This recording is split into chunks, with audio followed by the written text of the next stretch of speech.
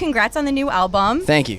What does the parentheses mean, though? What is the cost of growing up? The cost of growing up, so night diving in general is entering into things that are more difficult to talk about and searching in places that may be metaphorically or literally dark. It was named after an experience I had night diving, and I was in the Bahamas and I was scuba diving, and I did 5 or 6 daytime dives.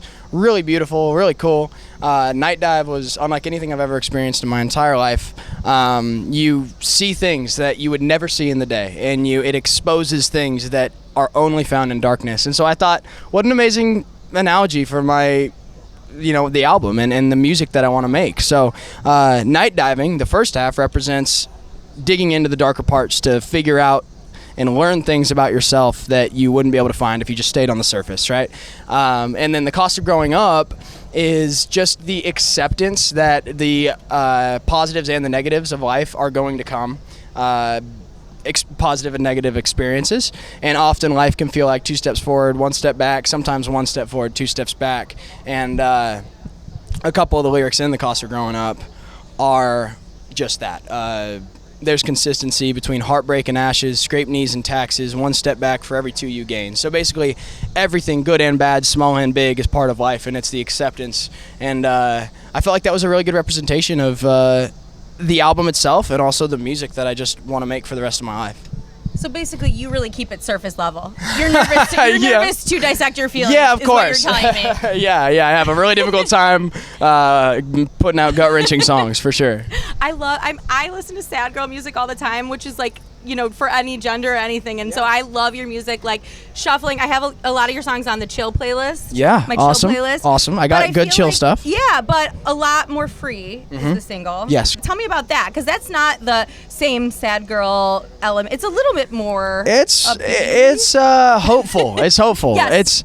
I had another interview yesterday, and they referred to my music as sad guy rock. Oh, so good, I guess okay. sad girl music and sad guy rock, like if those two were people, they would get together. You're like they what need am I to doing? be in a relationship. Yeah. But a lot more free is there's definitely sad tones to it, and but there's also a lot of hopefulness, and a lot of my songs have a lot of optimism. So a lot of my songs are yes, this is really difficult, and this plays back into the cost of growing up. Yes, this is really difficult, but as the old saying goes, this too shall pass. And there's healing, and there's victory, and there's freedom on the other side of escaping the most difficult times of your life. And so A Lot More Free is kind of that quintessential song for my discography. It is whether you were, in an unhealthy relationship, got divorced, got cheated on, got, just any non-amicable breakup, or losing somebody. I mean, I've heard so many stories where it's like you don't think that there's hope and you feel like it's just all darkness, but you don't see that there's light on the other side. And that's what A Lot More Free is.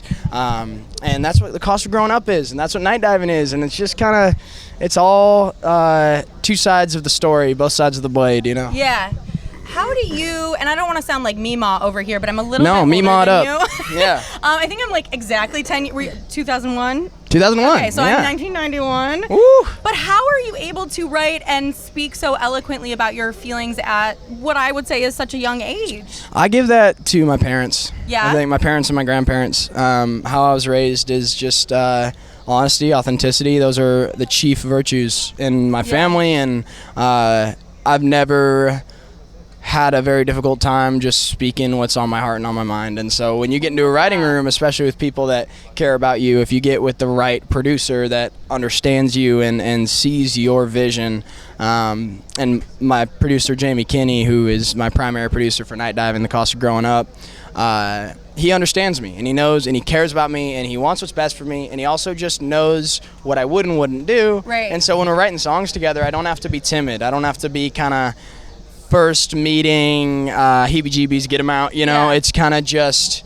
all right, we sit down and we're going to write whatever's on our hearts, and that's what makes the best music, in my opinion. Do you feel like an old soul? Do you identify with the Gen Z situation, or?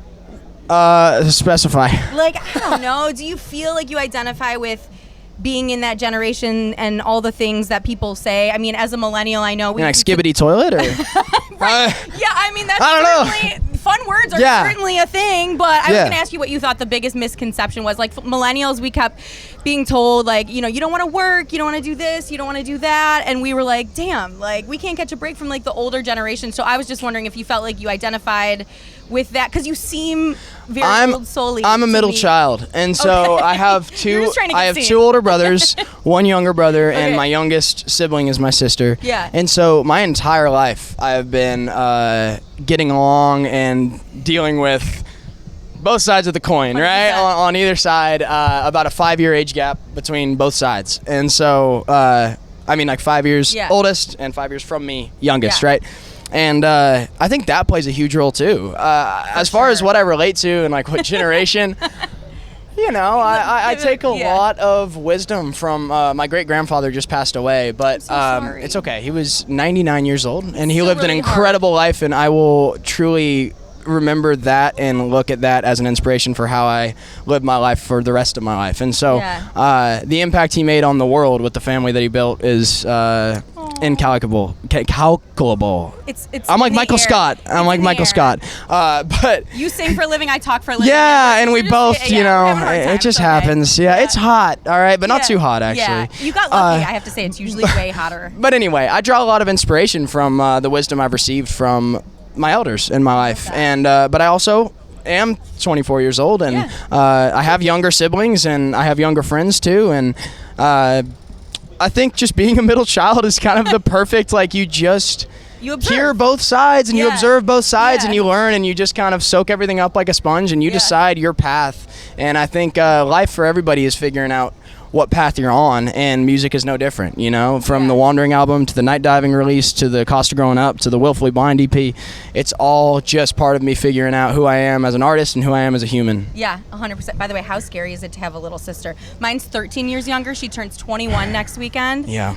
I'm terrified. Yeah, my little sister has a wonderful boyfriend that went through rigorous vetting processes. Good. And and I'm proud of their relationship, and I'm very just proud of the person she's with, and I wish them nothing but the best. So I scared the crap out of my sister's boyfriend for a while. Well, think of having 4 older brothers. Oh yeah. It's like they're ready to kill somebody. Like, truly. I might have the scariness of 4 older brothers when it comes to her. Okay, I can see that.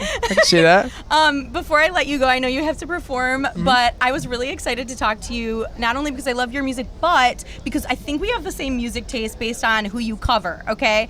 So probably. Tyler Childers, of course. I've seen you cover. Yep, he was the beginning. Tyler Childers and Zach Bryan were the primary reasons I started music. Okay, and then there's Noah Khan, who I got to interview. My favorite artist of all time. Okay, so you understand that when I had to interview him a few years ago with a black eye, I was like, damn, this is my shot. Oh my gosh, do you have a black eye again? Is that why you're wearing sunglasses? No, I don't. Okay, I asked my best friend right there if I should take my sunglasses off. No, they're very fashionable. They are a vibe. Thank you. But so I was going to ask you, and you answered it, who inspired, because I hear all of them in your music, but somehow you still don't fall into a category, I think one or the other. So that was going to be my last. The goal is to do authentically me, you know, like be myself, and that's one of the best parts of doing interviews like this, because I haven't built a brand that isn't me, you know. So like, I'm sure talking to me now, I'm probably similar to any interviews you've seen or the music, you know. Like I try to be unapologetically, as cliche as that sounds, unapologetically and authentically myself. And when you do that, you can enter these interviews and you can write songs, and you don't have to worry about keeping up some sort of facade. So I try to stay in my own lane, but I am majorly influenced by Noah Khan. Okay, yes, he's wonderful. You are not like every interview. You are engaging and you are wonderful. And so thank you for taking the time. I know these can be monotonous, but excited to see you perform and excited to meet you. Thank you so much. Good meeting you. You too.